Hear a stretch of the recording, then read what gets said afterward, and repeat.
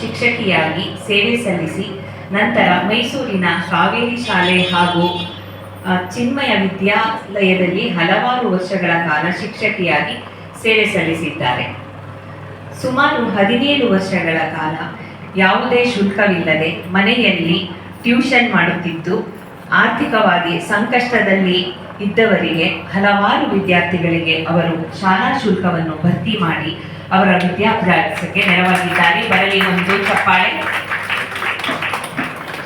ಕೆಲವು ವರ್ಷಗಳ ಸಲ್ಲಿಸಿರುವ ಅನುಭವ ಕೂಡ ಇದೆ. ವಿಜಯನಗರ ವಿಪ್ರ ಬಳಗ, ಯಶಸ್ವಿನಿ ಮಹಿಳಾ ಸಂಘ, ಮೈಸೂರು ಬ್ರಾಹ್ಮಣ ಸಂಘ ವಿಪ್ರ ಬಳಗ ಸದಸ್ಯರು ಆಗಿದ್ದಾರೆ. ಈಗ ಬೆಳಕು ವಾತ್ಸಲ್ಯಧಾಮ ಅಂದರೆ ಇವರ ಹವ್ಯಾಸ ಓದುವುದು, ಸಾಮಾಜಿಕ ಜಾಲತಾಣದ ಸಾಹಿತ್ಯ ಗುಂಪುಗಳಲ್ಲಿ ಬರೆಯುವುದು ಹಾಗೂ ಸಮಾಜ ಸೇವೆ ಮಾಡುವುದು ಇವರ ಹವ್ಯಾಸ. ಇವರ ಬಗ್ಗೆ ನನಗೆ ಪರಿಚಯವನ್ನು ಮಾಡಿಕೊಡಲು ಅವಕಾಶ ಸಿಕ್ಕಿದ್ದಕ್ಕಾಗಿ ಧನ್ಯವಾದಗಳನ್ನು ಅರ್ಪಿಸುತ್ತೇನೆ ನಂದಿನಿ ಮೇಡಮ್. ಎಲ್ಲರಿಗೂ ಮತ್ತೊಮ್ಮೆ ಧನ್ಯವಾದಗಳು.